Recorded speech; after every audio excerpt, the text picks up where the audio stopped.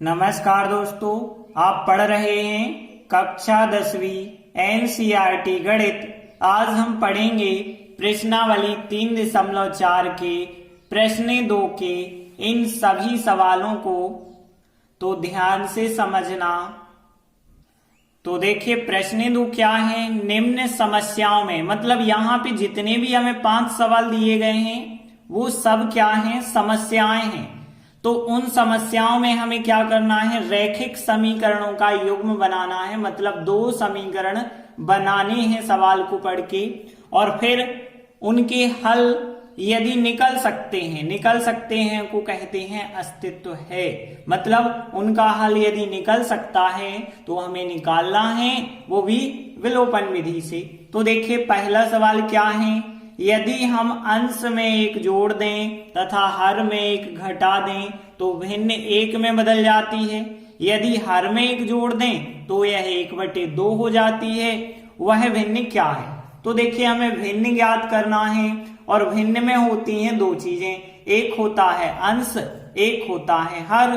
तो मान के चलेंगे हम अंश x और हर y मान लेंगे, तो फिर भिन्न कहलाएगी x/y। तो देखिए हम मान के चले भिन्न का अंश है x और हर है y, तो भिन्न क्या हो जाएगी, अंश बटे हर, मतलब x/y हो जाएगी। तब प्रश्नानुसार अब हम प्रश्न देखते हैं। अंश में 1 जोड़ना है और हर में 1 घटाना है, तो कितने के बराबर हो रही है भिन्न, 1 के बराबर। तो देखिए हमें क्या करना है, अंश मतलब जो x है उसमें 1 जोड़ना है और हर में से 1 घटाना है। हर मतलब जो y हमने माना है उसमें से 1 घटाना है, तो जो भिन्न है वो 1 में बदल जाती है, का अर्थ है वो 1 बन जाती है। अब देखिए 1 के बटे कुछ नहीं है, आप 1 कर सकते हैं। अब तिर्यक गुणा करेंगे तो 1 का इससे होगा और 1 का इससे होगा। तो 1 का यदि आप इससे करेंगे तो x+1 आएगा, 1 का गुणा इससे करेंगे तो y-1 आएगा। x y एक तरफ कर लें तो देखिए y जब इस तरफ आएगा तो वो माइनस का हो जाएगा, और यहाँ -1 और 1 इस तरफ जाएगा तो वो भी माइनस का हो गया। तो यहाँ पे x - y बराबर -2 समीकरण नंबर 1 बन गया। अब आगे देखिए कहा गया है यदि हर में 1 जोड़ दें तो भिन्न जो है 1/2 हो जाती है। तो देखिए इस बार हमें अंश में कुछ नहीं करना, हर में केवल 1 जोड़ना है, तो भिन्न जो है 1/2 के बराबर हो जाएगी। मैं अंश में कुछ नहीं करना है क्योंकि सवाल में भी नहीं कहा गया है कि अंश में क्या करना है, तो अंश को x ही आप रखना, लेकिन हर में बस 1 जोड़ना है और 1/2 के बराबर लिख देना। अब यदि हम तिर्यक गुणा करेंगे तो 2 का गुणा x से होगा, 2x बन जाएगा। 1 का गुणा y+1 से होगा तो y+1। x एक तरफ कर लो और y भी एक तरफ कर लो, तो x y एक तरफ करेंगे तो y इस तरफ माइनस का हो जाएगा। यहाँ पे केवल 1 बचा होगा, ये बन गया समीकरण नंबर 2। तो देखिए जो हमें रैखिक समीकरणों के युग्म बनाने थे, 1 और 1 2 बन चुके हैं रैखिक समीकरण। अब हमें इन्हें विलोपन विधि से हल करना होगा। तो देखिए विलोपन विधि में हम गुणांक समान करते हैं, या तो x के या तो y के। देखिए यहाँ y का गुणांक 1, यहाँ भी y का गुणांक 1 है, दोनों जगह समान है, तो हमें समान करने की जरूरत नहीं है। सीधा हम इन दोनों समीकरणों को या तो जोड़ेंगे या घटाएंगे। तो देखिए ये रहे 2 समीकरण, यहाँ पे देखिए y ऋण का, यहाँ भी ऋण का। यदि दोनों जगह समान चिन्ह होते हैं तो हम घटाते हैं, और अलग अलग चिन्ह होते हैं तो जोड़ते हैं। तो देखिए हमने लिखा घटाने पर, और घटाते वक्त आपको पता होगा जो नीचे वाला समीकरण होता है उसके चिन्ह हम बदल देते हैं। तो यहाँ धन का ऋण, ऋण का धन, और यहाँ पे धन का ऋण हो जाएगा। अब देखिए यहाँ पे धन का है 1x, लेकिन ऋण के हैं 2x, मतलब माइनस का 1x बचा होगा। यहाँ माइनस का y और प्लस का y कट जाएगा, -1 और माइनस के 2 माइनस के 3 हो जाएंगे। माइनस का दोनों पक्षों में गुणा कर देना, तो यहाँ ये प्लस का हो जाएगा, ये भी प्लस का हो जाएगा। हम कह सकते हैं दोनों पक्ष का माइनस काट दिया। x बराबर हमें 3 मिल गया है। अब x का मान हम समीकरण 1 में या 2 में रख सकते हैं। जैसे समीकरण 1 में रखते हैं तो देखिए हम लिखेंगे x का मान समीकरण 1 में रखने पर x का मान कितना आया 3, तो ये x की जगह पे 3 लिखना, फिर माइनस वाई बराबर -2। अब देखिए हम अंक एक तरफ करेंगे तो माइनस वाई बराबर -2, 3 और उस तरफ जाएंगे माइनस के हो जाएंगे, माइनस वाई बराबर -2 -3 -5 हो गए। दोनों पक्षों का माइनस आप काट दीजिए तो y बराबर 5 जो है आंसर हो जाएगा। अतः भिन्न जो x बटे y मानी थी वो कितनी हो जाएगी 3/5, क्योंकि 3 हो जाएगा x का मान और y का मान 5 हो जाएगा। यही हमारा फिर आंसर हो जाएगा। इसके बाद दूसरा सवाल लेते हैं। 5 वर्ष पूर्व नूरी की आयु सोनू की आयु की 3 गुनी थी। 10 वर्ष पश्चात नूरी की आयु सोनू की आयु की 2 गुनी हो जाएगी। नूरी और सोनू की आयु कितनी है? देखिए हमें 2 चीजें जब भी ज्ञात करनी हो, एक x मान लेना, एक y मान लेना, तो मान के चलेंगे नूरी की आयु जो है वर्तमान की वो x वर्ष है और सोनू की जो वर्तमान की आयु है वो y वर्ष है।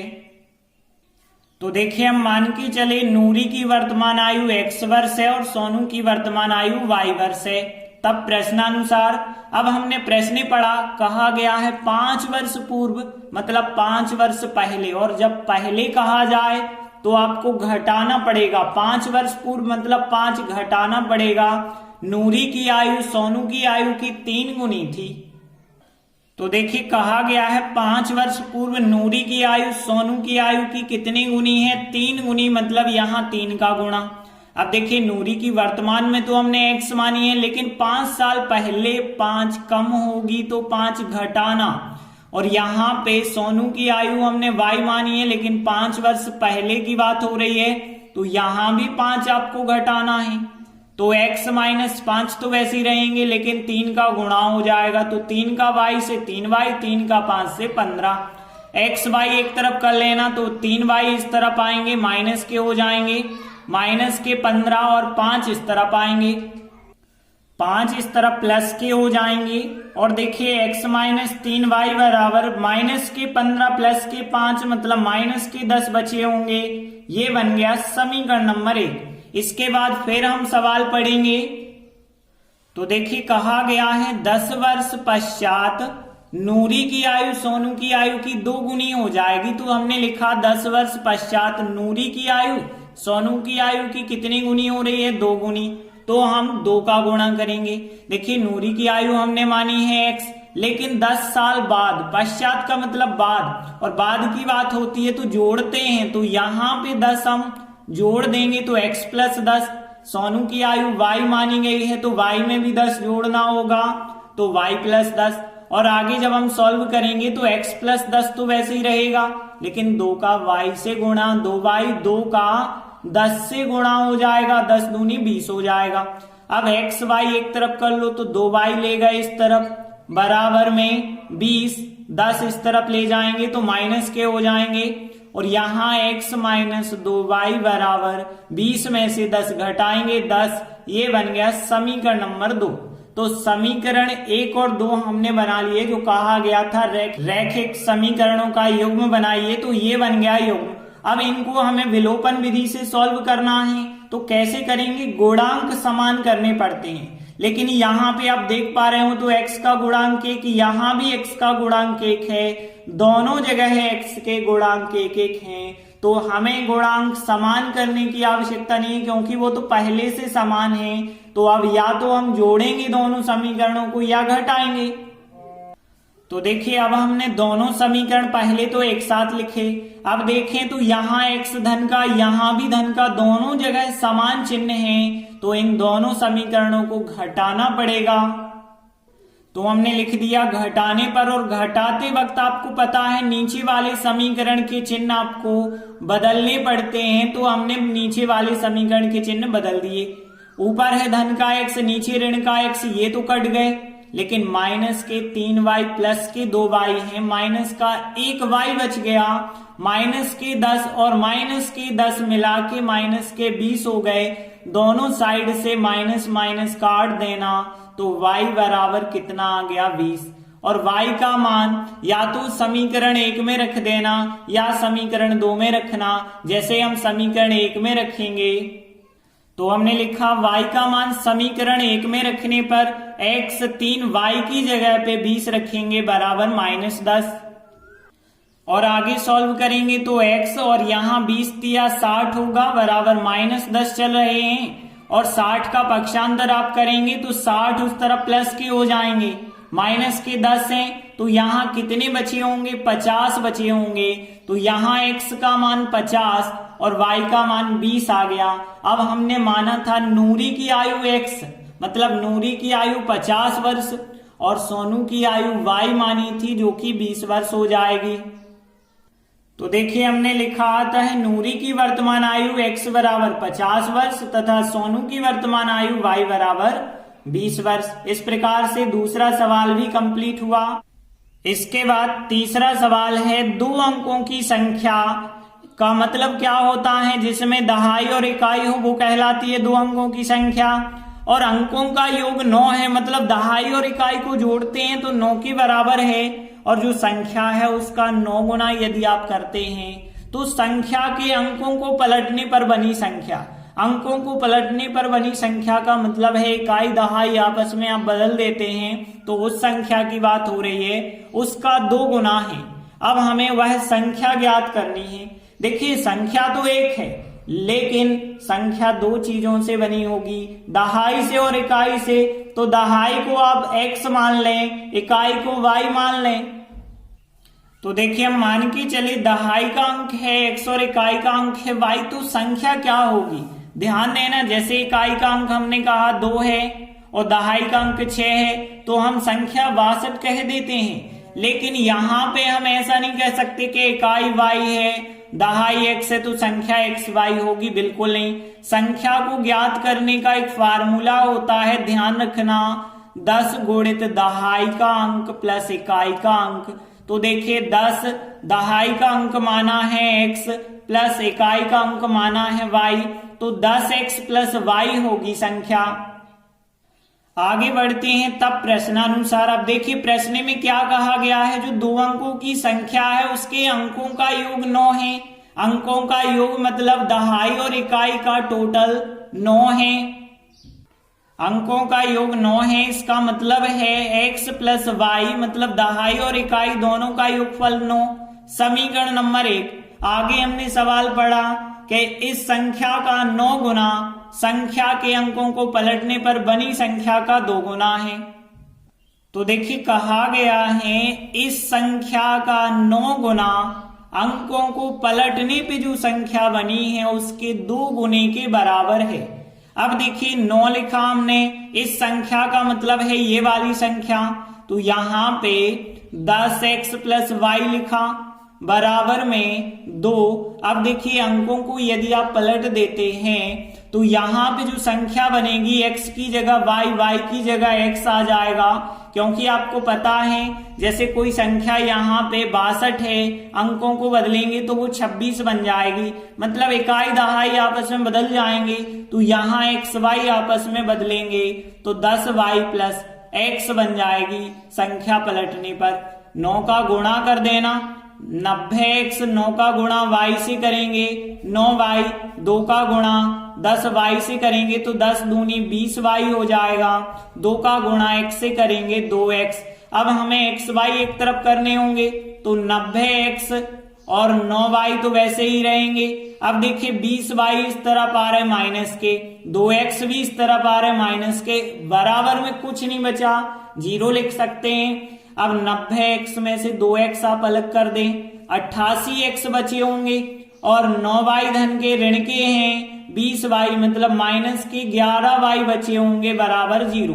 अब देखिए पूरे समीकरण में 11 से भाग जाता है तो 11 से भाग देंगे तो 11 8 88, 8 बार जाएगा, 11 एकम 11, एक बार 1 लिखते नहीं है, और 0 में देंगे तो 0 ही आएगा। ये बन गया समीकरण नंबर 2। तो इस प्रकार से ये हो गए रैखिक समीकरणों का युग्म हो गया। अब इनको हम करेंगे विलोपन विधि से हल। तो देखिए विलोपन विधि में गुणांक समान होने चाहिए, तो यहाँ पे देखिए y का गुणांक एक, यहाँ भी y का गुणांक एक पहले से समान है, तो कोई समस्या ही नहीं है। हम इन दोनों समीकरणों को पहले एक साथ लिखेंगे। तो देखिए हमने दोनों समीकरण एक साथ लिखे। अब देखिए यहाँ y और यहाँ y इनके गुणांक तो समान है, लेकिन एक धन का एक ऋण का है। जब एक धन का एक ऋण का हो तो जोड़ते हैं, तो हमने लिख दिया जोड़ने पर, और जोड़ते वक्त चिन्ह नहीं बदलना, ध्यान रखना। 1x और 8x हो गए 9x।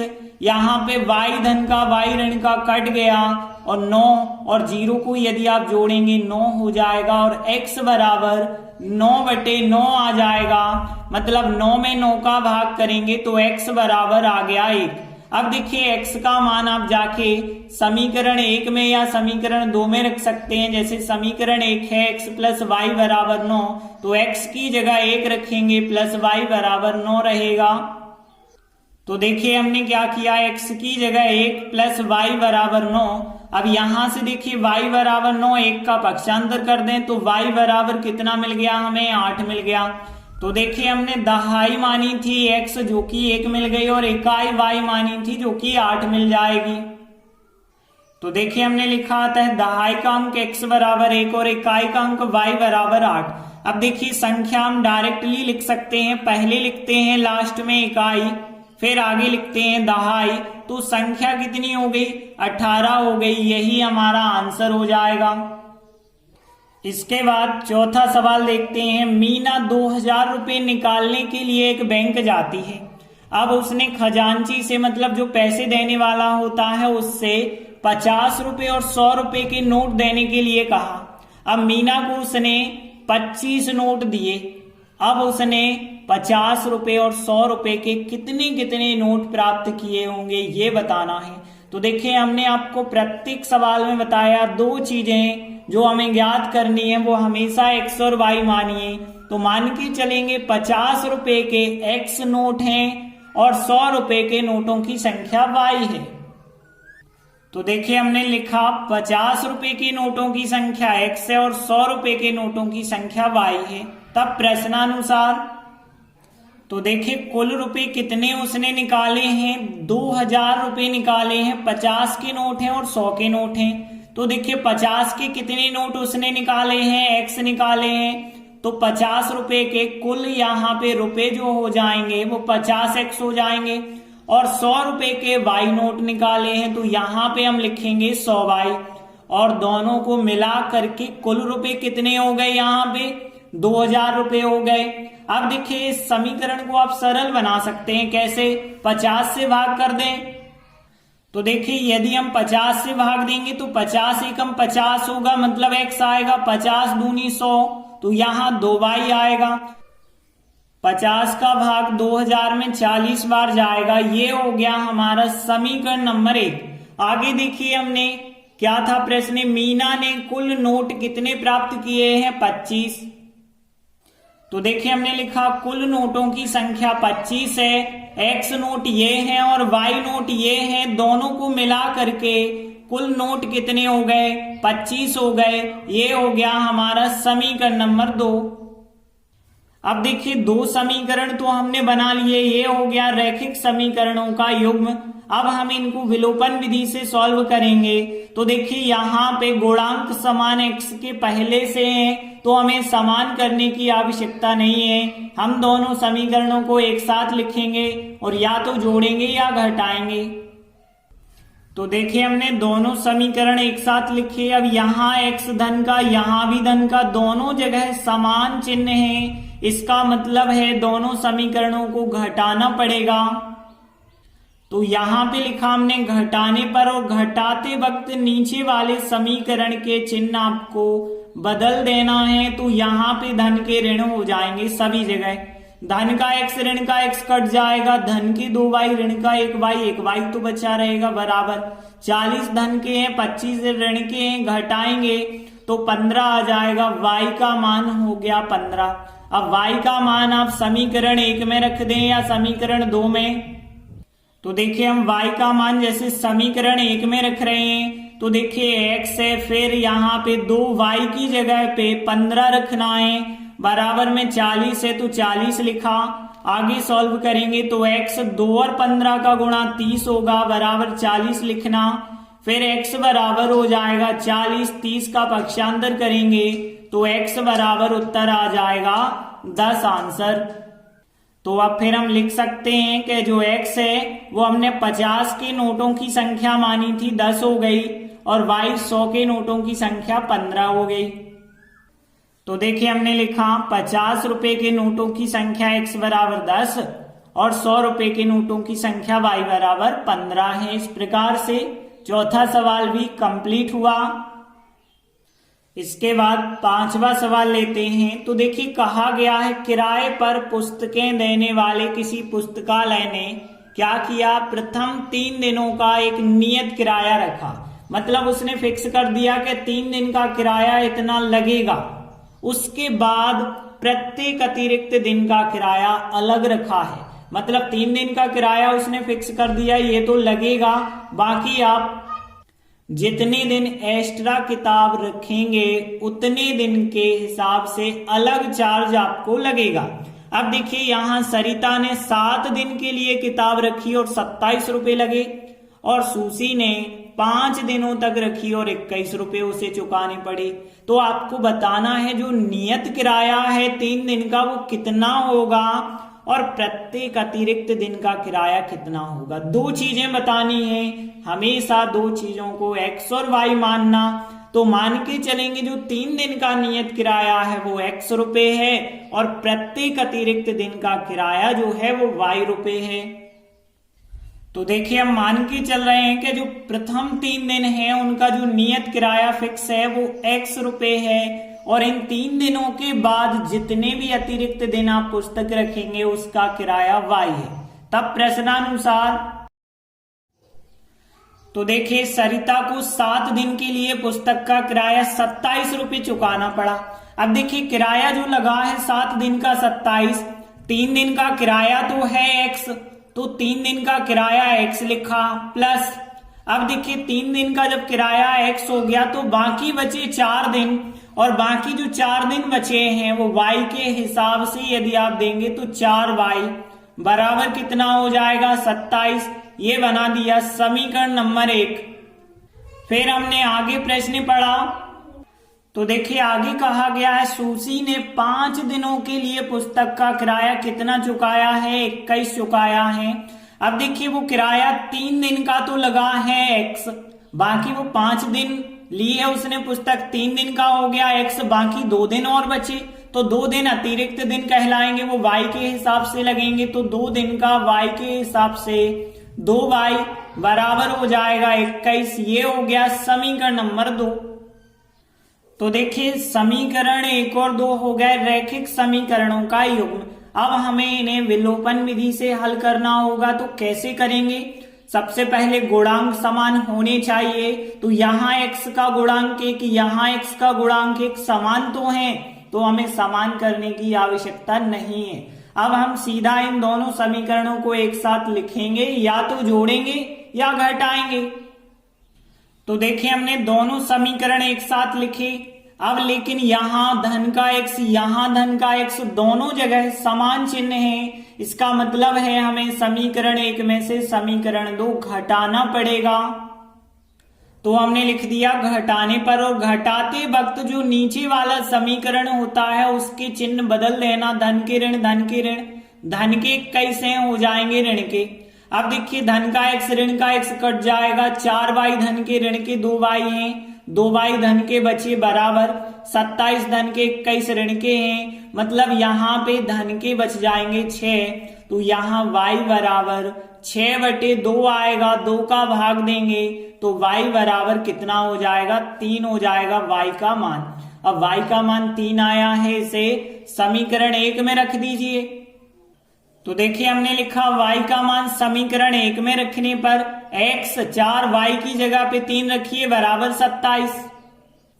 और देखिए आगे जब हम सॉल्व करेंगे तो x 4 3 12 हो जाएगा बराबर 27। तो x बराबर फिर हो जाएगा 27, 12 का पक्षांतर 12 माइनस के हो गए, x बराबर यदि घटाएंगे तो कितना मिल जाएगा, 15 मिल जाएगा। देखिए अब आपसे दो चीजें जो पूछी गई थी, एक 15 हो जाएगी और एक 3। x हमने माना था प्रथम 3 दिन का नियत किराया और y माना था प्रत्येक अतिरिक्त दिन का किराया। तो देखिए हमने लिखा प्रथम 3 दिनों तक का जो नियत किराया x माना था वो 15 रुपए और उसके बाद प्रत्येक अतिरिक्त दिन का किराया y बराबर 3 रुपए है। इस प्रकार से हमारे 5 सवाल कंप्लीट हुए। धन्यवाद।